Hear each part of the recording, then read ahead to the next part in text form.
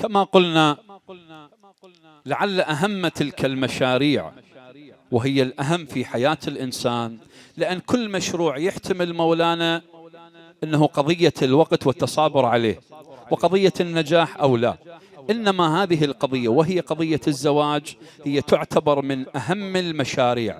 ظالم ابن مظلوم، أو ما هو معروف بأبي الأسود الدؤلي، وهو من حواري وأصحاب أمير المؤمنين عليه السلام، يقول لأولاده: قد أحسنت إليكم بتربيتكم. قالوا له: إيه صح ونعم التربية، أنت تعبت علينا يا أبوي. وأحسنت إليكم بحياتكم. قالوا: نعم أحسنت إلينا. قال: وأحسنت إليكم قبل أن تخلقوا أو قبل أن تولدوا. قالوا له: زين هاي شلون؟ قال: باختياري امرأة أن تكون كفءا أن تكون أمكم. فاختيار الزوجة حقيقة لطالما أوصانا الله به عز وجل ورسوله الكريم بجملة كثيرة من الأحاديث.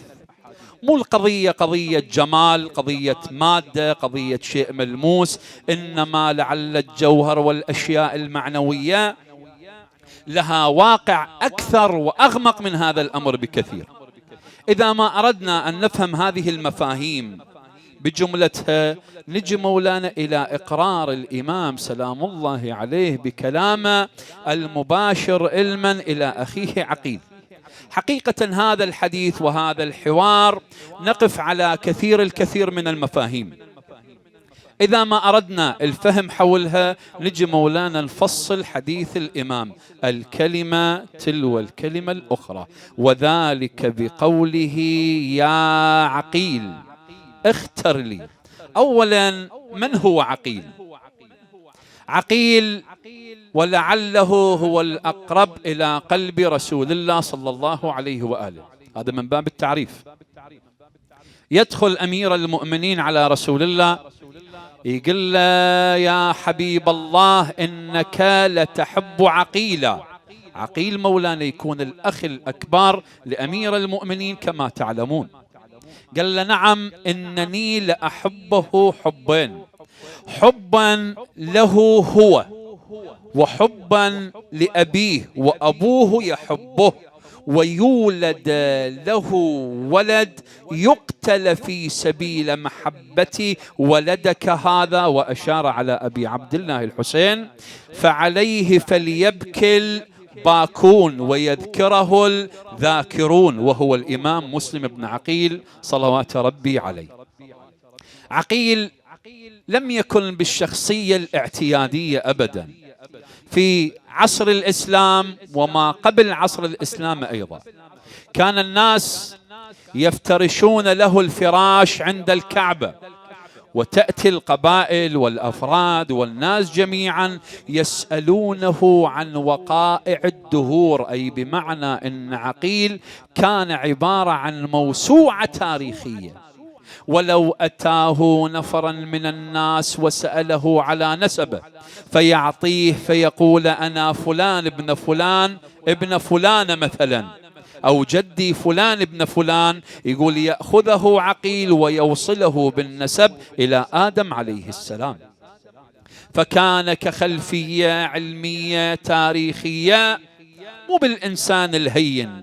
وهنا عندما أتاه أمير المؤمنين شي يقول له؟ يقول له: يا عقيل اختر لي امرأة أنجبتها الفحول من العرب.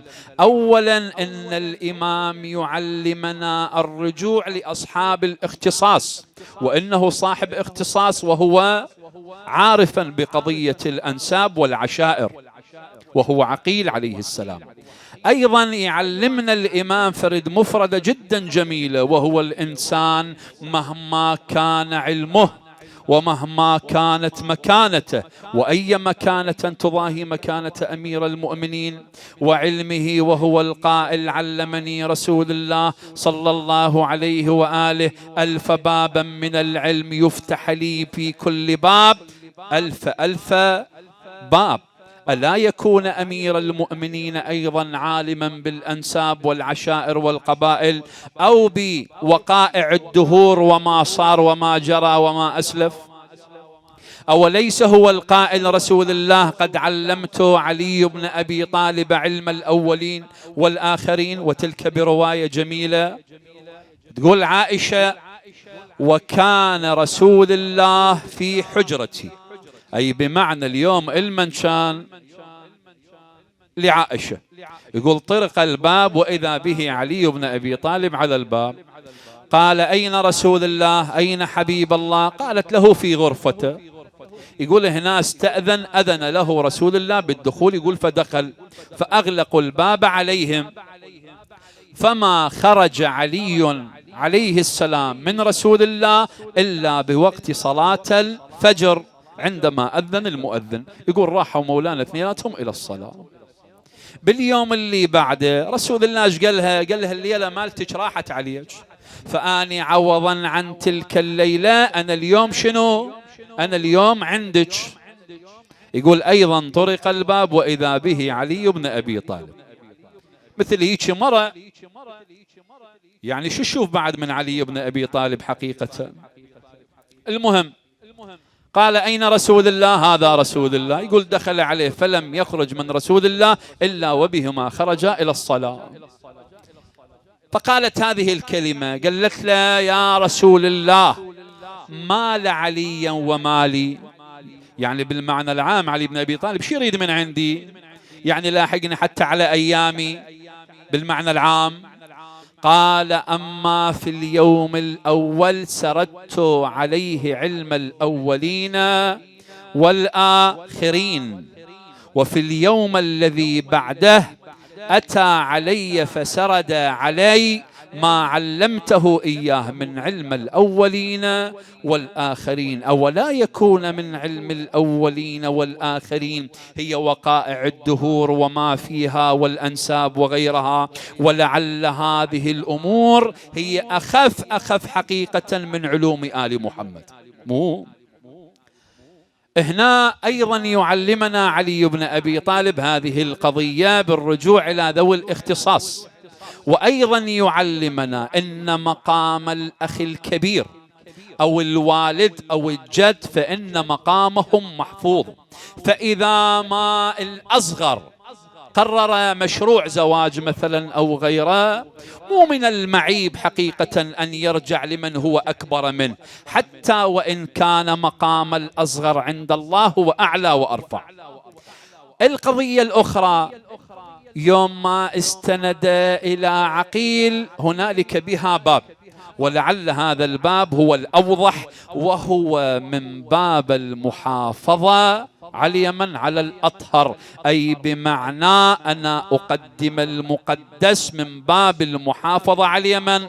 على الأقدس. وذلك بقولنا: أولا يستطيع نبي الله سليمان أن يأتي بعرش بلقيس مثلا؟ حتى إنه استند إلى واحد مولانا آخر من أتباعه وقال: من يأتيني بعرش بلقيس؟ أوليس إن الأقرب بدعائه إلى الله عندما يطلب من الله هو النبي الموجود المفروض الطاعة في وقته وهو نبي الله سليمان؟ أوليس إن المفروض والأقوى والأحسن والأقرب إلى الله هو رسول الله صلى الله عليه وآله، حتى قال بقوله: وغدا سأعطي الراية بيدي رجلا يحبه الله ورسوله، للمن؟ لفتح خيبر. أولا يستطيع رسول الله مثلا أن يفتح خيبر بيديه؟ وباب تقديم الطاهر على الحفاظ على مكانة الأطهر من هذا الباب. شو يقول له؟ يقول له: يا عقيل اختر لي، حتى وإن كان الإمام وهو إمام معصوم، لكن هنا يعلمنا على قضية الاختيار. وخاصة نجد في الشريعة الشريفة إن رسول الله صلى الله عليه وآله يوم ما نتطرق إلى مشروع الزواج يحثنا على قضية الاختيار.